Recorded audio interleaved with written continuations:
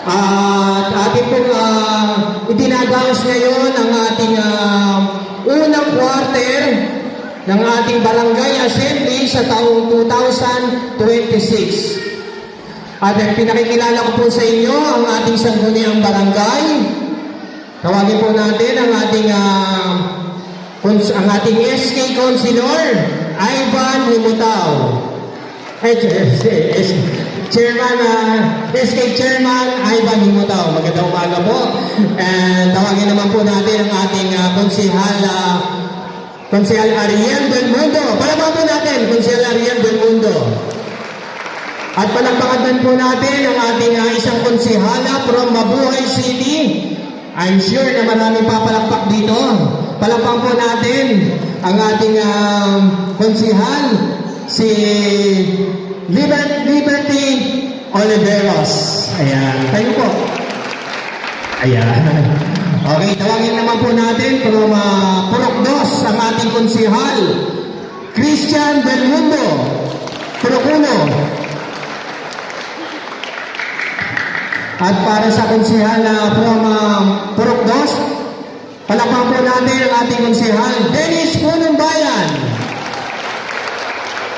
At ang ating isa pang konsehala, palakpakan po natin, konsehala Jemeline Carbonco.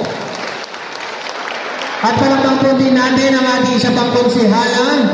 Ito po ay ang kanyang last term. Sabi nga, ibig sabihin, napakagaling sa panunungkulan. Palakpakan po natin, konsehala Baby Barbosa. At siyempre, ang pinakabatang konsehal, kasing edad ko lang, ang bagong-bago, ang bango-bango. Palakpakan natin, Konsehal Kenji Landicho. Pinapakilala ko rin po natin ang ating barangay treasurer, si Ma'am Desiree Hernandez. At ang ating secretary, napakaganda, cute na cute. Tawagin na natin si Mrs. Angela Garado. Ayan. Anak po siya ni Konsehal Kite Alimagno. Pinapakilala ko rin po sa inyo ang ating from BILG, ang representative po ng BILG. Palabang po natin si Sir Gino Santo Tomas. Ayan. Alam niyo si Sir Gino, bata pa lang ako, nasa BILG na yan. At siyempre, palakpakan po natin ng isang masigabong palakpakan ang ama ng ating barangay. Palakpakan po natin, Kapitan Oliver P. Galang. Kaya magandang umaga po sa ating lahat. At narito po para sa susunod na ating para sa ating opening remarks, magsasalita po ang ating barangay secretary.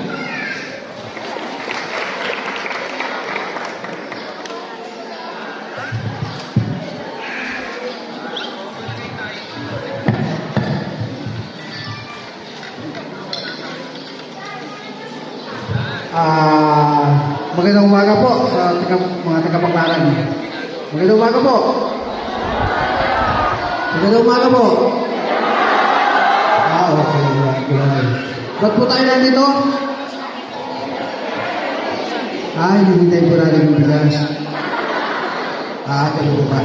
So, muli po, magandang umaga po, lalo na po sa ating Kapitan Oli, sa kanyang mga kagawad po, sa mga Dupon, Barangay Tanod, sa mga senior citizens, kay Kap ABC, Moro, magandang umaga po. At sa haligi po ng City Hall, si Kuya Eugene Del Mundo, magandang umaga po. So,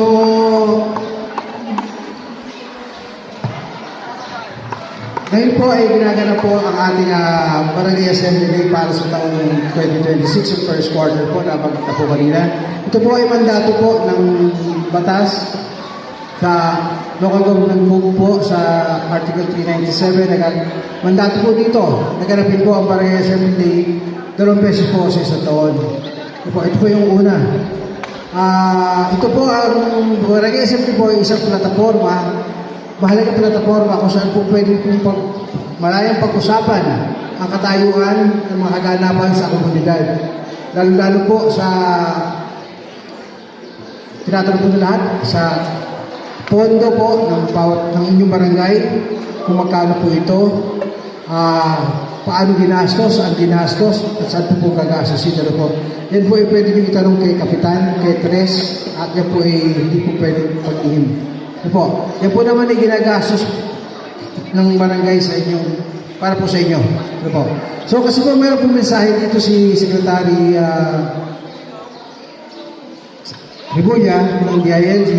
Kailangan po namin basahin po ito. Ito po yung pinabasa po sa bawat barangay SM po sa buong Pilipinas po ngayon. Ano po. Pero hindi ko na po babasahin para po hindi tayo magtagal. Ano po. So, ang sasabihin ko na po sa inyo, ang inyong lupong taga-pamayapa ng Barangay Baclaran ay nag-number 2 po sa buong Mabuyaw. So, palakpan po natin po. At nakakuha po sila ng 85 na rating. Medyo nakakat na po ang umatid, barangay umatid. Pinapangako naman po nila na pagsisikapan po nilang makuha yung number 1. So, makita po ng mga trainees sa service na kaganapin. Ano po. Yung po mga kababayan, binabati ko po. Palakpakan niyo po yung mga sarili, kuha po ng National Women's Month. So, ang hiniling po lang po namin ay patuloy po natin suportahan sa inyong sanggol ng barangay. Makiisa po tayo sa lahat ng programa. Ano po? At para po lalo pong mapahigting ang mga programa ni Kapitan.